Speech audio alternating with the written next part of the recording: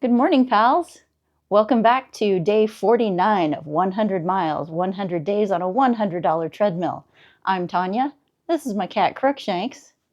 And today we're going to talk about Disney wait times and what the closing down of Rise of the Resistance is looking like and what that's doing to what it's possibly doing to crowd levels in the park. And we'll just take a look at what I'm seeing from afar when I look at the app, and we'll do a little bit more work on those Haunted Mansion ears. So let's take a walk.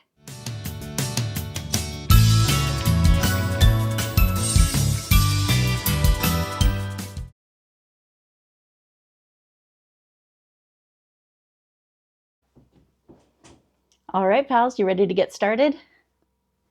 Let's do the countdown. Come on, everybody, here we go. And let's ramp it up.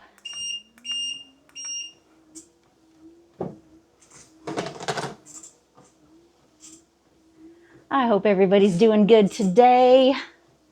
I know I'm doing pretty good, even though I had a little bit of a learning curve yesterday with I filmed in 4K for the first time and realized that I hadn't done deep enough of a dive into my camera settings, and what I filmed was super dark, and so the color, I had to go in and do some color corrections. So hopefully it was probably a little bit weird yesterday, but hopefully today will be more of I'll have it more dialed in today, and that won't be quite so obvious. I'm finally at a place where I'm noticing the things that I want to change, and I'm noticing where I want to improve and how I want to do things differently. And I'm no longer like dog paddling just to stay above water to put a video out, which is a really interesting place to be. I finally have this ability to take the skills that I've been learning, apply them to how I film, and then apply them to the vision that I have for how I'm editing all the things together. And I know a lot of it is just me standing in front of a camera on a treadmill talking to you guys, and it doesn't seem like there's a whole lot of other things going on in the background, or behind the scenes rather, but there are for me. You know, I got the new computer, I got the lighting, I've been learning how to do the camera settings, I've been learning how to apply color grading on the video, I've been learning how to make transitions, and I've learned how to use this camera and the app that it comes with so that I can film that stuff from top down when I'm working on the ears. It's just a lot. There's a lot. And we're almost 50 days into this thing. Today is day 49. I can't even believe that we're almost halfway there. And there are times when I think, oh my gosh, I have learned so much. And then there's times when I'm just, my brain is in overload and I want to shut down because I think, what am I doing? I'm not getting any better at this. It's just getting worse. And then I'll watch some YouTube videos about how to improve on where I'm making mistakes. And I find out that people who do this professionally have gone through these same things, have made these same mistakes. And with the way that my brain works, I will just jump straight into the middle of something and learn as I go. I have to make a lot of mistakes so that I learn what not to do. Because my brain is an artistic brain. And I've always been this way. If you set a bunch of tools and like supplies in front of me and say, go for it, make a thing, I tend to take things that are normal everyday things and make something that is outside of the box. I think I've said it before where the joke when it comes to me is there are people who think inside the box, there's people who think outside of the box, and then there's me standing there going, there was a box? So I just do things a little differently.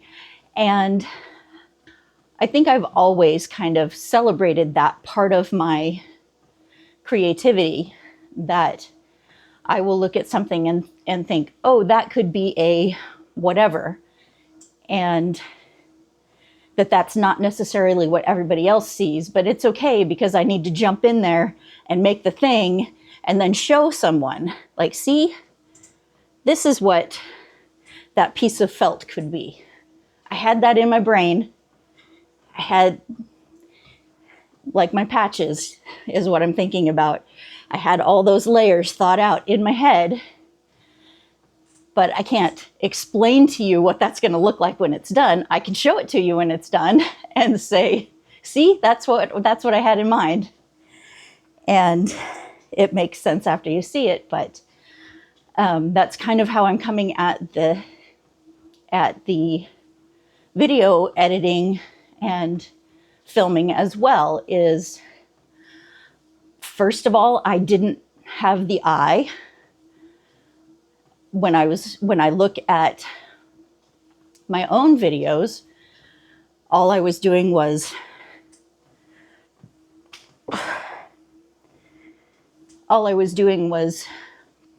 pasting ideas together.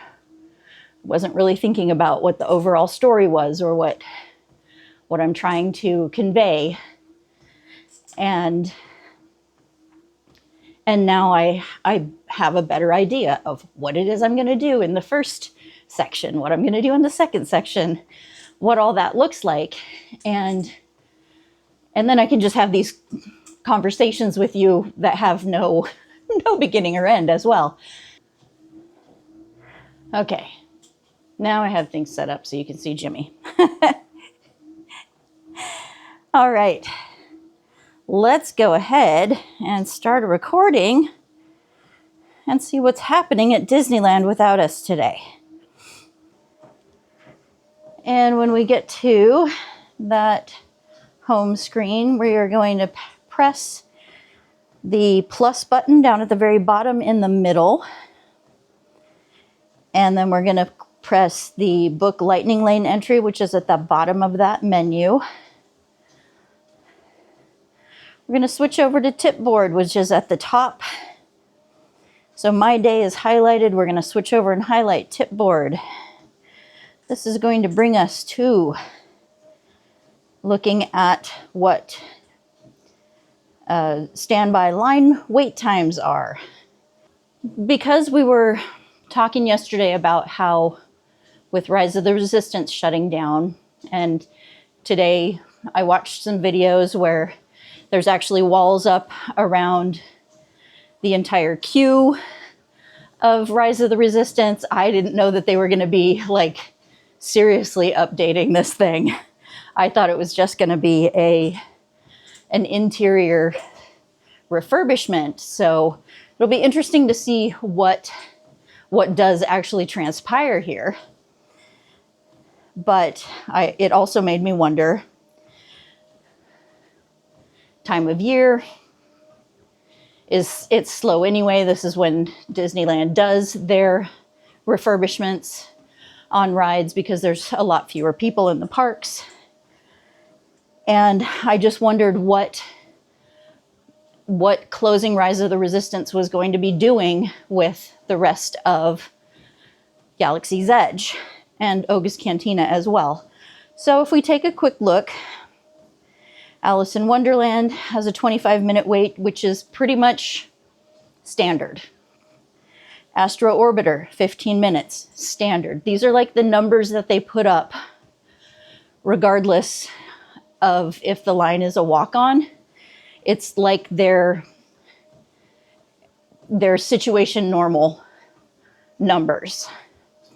Autopia with a 20-minute standby. Big Thunder, 25. That is short. With the Lightning Lane return time of 3:05. So that has a short standby line and an immediate return time for Lightning Lane. So that means the park is a little bit slow. Buzz Lightyear has a 15-minute standby, which is again that standard number. Casey Jr. standard number. Chip and Dale standard number. Everything has its standard numbers. Even Indiana Jones at 45 minutes has very standard lines. Even Millennium Falcon. So this is something that I'm going to be keeping an eye on because I think it'll be interesting to see if people are funneling themselves to Millennium Falcon now that Rise is closed, or if they are going to be funneling themselves directly out of Galaxy's Edge. And with a 15-minute wait time and a right now return time for Lightning Lane, kind of sounds like they're funneling themselves out. Peter Pan is at 25 minutes. Oh my gosh. That's usually a standard 45. Here's an interesting thing that's happening. Star Tours has a 25-minute standby, which is usually a lot shorter than that because it's usually a walk-on. But when you don't have Rise of the Resistance, I guess Star Tours is your next best choice for a Star Wars themed experience. Yeah, so it looks like it's very slow in the park today, at Disneyland anyway. So let's go back up and change parks, and we'll look at DCA. And we've got 40 minutes at Guardians of the Galaxy with a 3:20 return time. That's just crazy talk. These are insane numbers. I wish I was there today. I wish I lived close enough that I could just do the do the thing like the locals do and just go, hey, it's a really slow day. Let's go over to Disneyland for the afternoon. I would totally be there right now. 60 minutes on Radiator Springs, which is pretty standard. Soarin' is at 35. These are all good times, my pals. So we'll check that again tomorrow and just see if that trend is continuing where, again, it's the time of year where everything gets a little slow anyway. Great time of year to go to Disneyland if you are not, if you can, and if you're not going to be upset by some of the big rides being closed or by any of the rides being closed for refurbishments or anything like that. Yeah, so that's how I feel about that. And let's go ahead and take a look at those Haunted Mansioneers. Okay, pals, we are back to working on the Haunted Mansioneers. So what we're going to do today is we've gotten the veil with the light up flowers on it. So So I'm just going to try to get these separated in such a way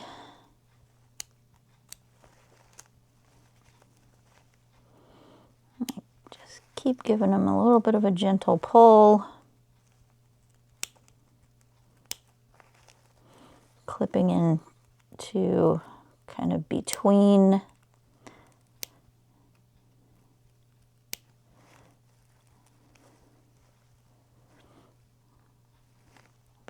the glue and the felt. But like you can see right there, there's tiny little soldering points, and I do not want to cut into that and sever any kind of connection. So I'm just going to be very cautious as I do this.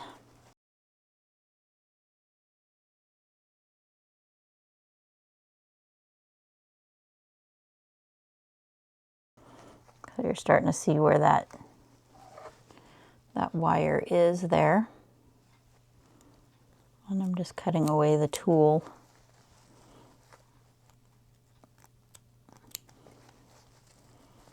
That makes up the veil. But it is all the same color in here, so I'm not going to cut this bag completely up because I have a feeling I'm going to want to actually use that.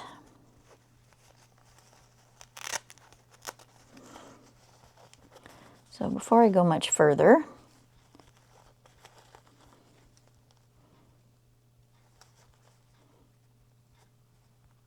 I am going to take the stitching out of this little bag, because now that I'm pulling it all apart, I'm not exactly sure how I'm going to hide this this battery pack very easily, but we'll see. It's what this creation is all about. And as I've said before, this is just kind of how I create. I just get an idea, start trying to make it happen. If it doesn't work, I pivot. As you saw with the Valentine ears and trying to get those patches to stick, had to do a bit of pivoting. Okay, so I just wanted to show you how the second one, it also revealed that that it's got this little connector on it that we can plug or unplug. So that'll make the working with this much easier now that I can unplug the battery pack. So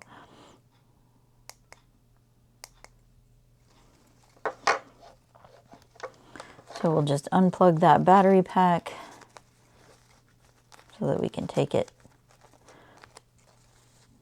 out of this pack, or out of the little bag.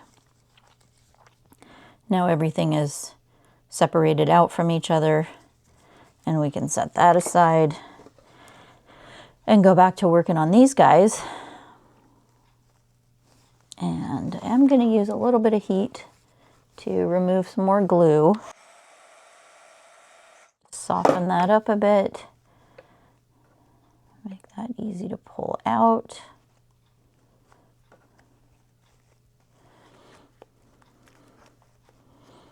And I believe that that is what I'm going to go ahead and do to get these two pieces of felt apart from one another, and then to remove the flowers from the front felt. So let's just go ahead and do that.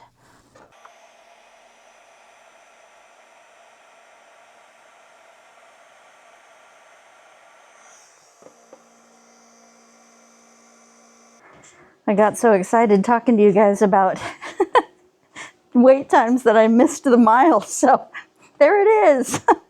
All right, good job, pals. Thanks again for joining me for day 49 on 100 miles, 100 days on a $100 treadmill. I'm Tanya. That, as always, is my moai. There's my backyard. There's my ears. A little bit of Star Wars action for you again today. And yeah, I just wanted to thank you guys all for coming along with me every day on this. I'm getting a lot of encouragement. A lot of you are sending me photos of you and your grandkids out walking, you and your friends, you and your dogs, you and your horses. And I just really appreciate all of the support and the encouragement from you. And that keeps me doing this every day, hopefully encouraging you right back. So see you tomorrow, pals. Bye.